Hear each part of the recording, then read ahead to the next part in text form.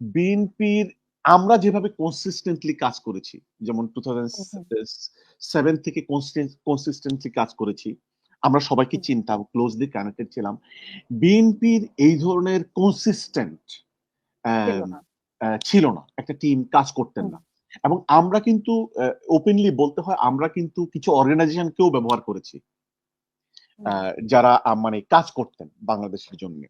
BNP কিন্তু এই ধরনের কাজ তারা অফিসিয়ালি, ইনস্টিটিউশনালি তারা কাজ করে নাই।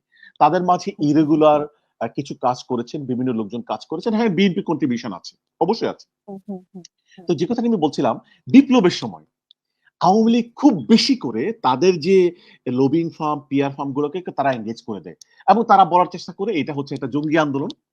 এটা হুম, হচ্ছে হুম, এ মানে মৌলবাদীদের আন্দোলন। তোমরা তাদেরকে কোনো সমর্থন করো না। তখন ইন্টারন্যাশনাল হুম, কমিউনিটির ওই অংশটিকে মূলত ইলেকশনের পরবর্তী থেকে আমাদের সাথে যারা কাজ করত তারা খুব বেশি অ্যাক্টিভ হয়ে যায়।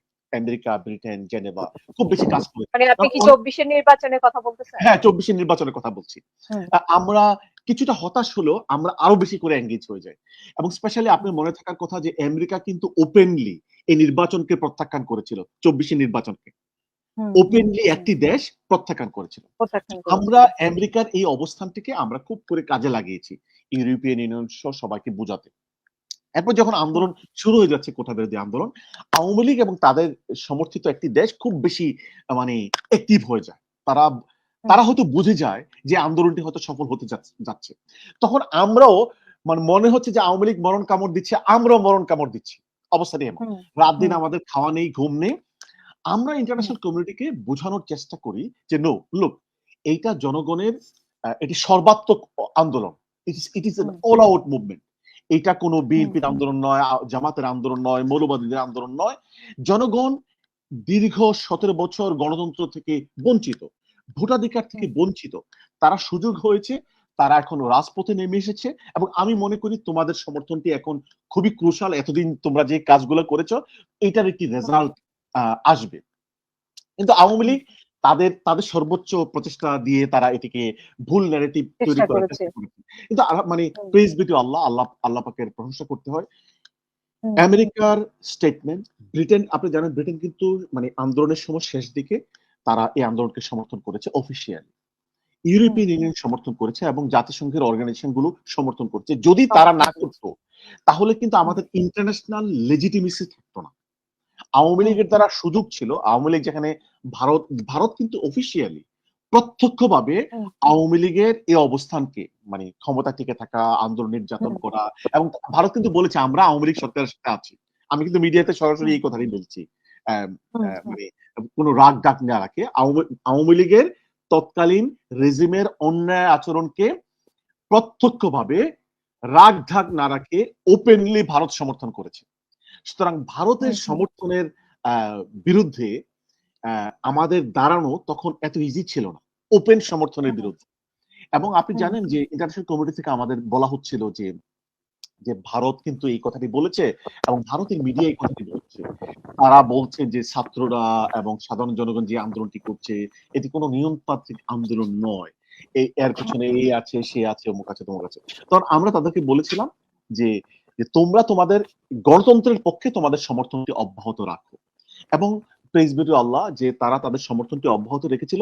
এক পর্যায়ে যেটি ক্রুশাল পয়েন্ট আমি আপনাকে বলছি, যখন আওয়ামী লীগ দেখলো এবং বাংলাদেশের যারা স্টেক হোল্ডার ডিসিশন মেক করে তারা দেখলো যে ইন্টারন্যাশনাল কমিউনিটি আওয়ামী লীগের কাছ থেকে দূরে সরে গিয়েছে একেবারে। চায়না তো ধরুন হাসিনা যখন চায়না শেখ হাসিনা যখন চায়না গেলেন উনি তো সেখান থেকে কোনো কিছু ভালো পজিটিভ ফিডব্যাক পেলেন না। হ্যাঁ, যখন উনি পেলেন না উনি কিন্তু হতাশ হয়ে গেলেন। তো এটাও কিন্তু হতাশ ইউরোপ হয়ে তো উনি হ্যাঁ, উল্টাপাল্টা বকা শুরু করে দিয়েছেন। তো একমাত্র ভারত প্রকাশ্যে আওয়ামী লীগের সাথে ছিল। হয়তো আরেকটি কান্ট্রি আওয়ামী লীগের সাথে অপ্রকাশ্যে ছিল ইনডাইরেক্টলি।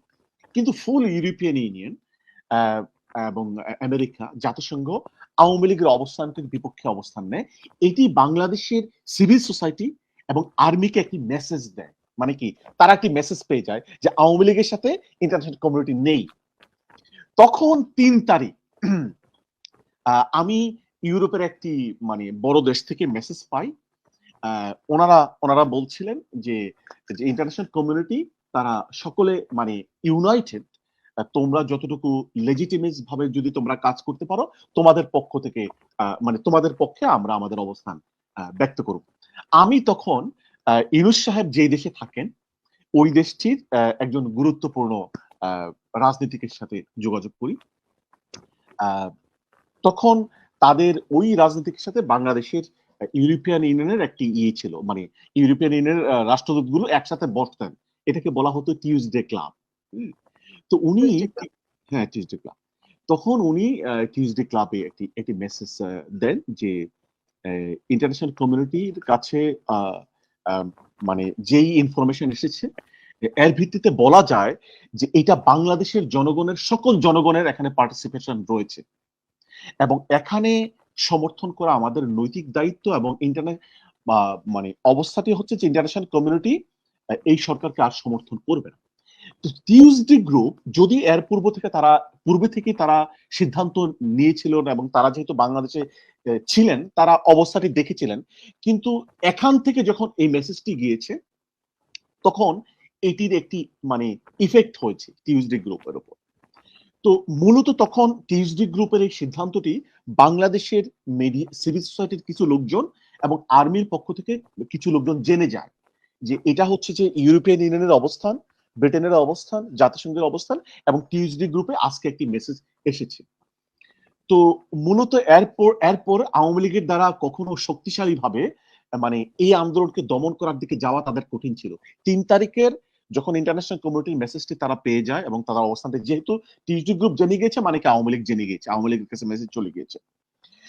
তো আওয়ামী লীগ যখন সমর্থন হারায় এবং মিডিয়া না, আর্মি যখন তাদের অবস্থান বদলিয়ে মানে আন্দোলনের পক্ষে চলে আসে, তখন ভারতের সমর্থন সত্ত্বেও আওয়ামী লীগের দ্বারা ক্ষমতায় টিকে থাকাটা অত্যন্ত কঠিন হয়ে যায়। এইটি মূলত ইন ব্রিফ আমাদের ইন্টারন্যাশনাল কমিউনিটিতে এই আন্দোলনের সাথে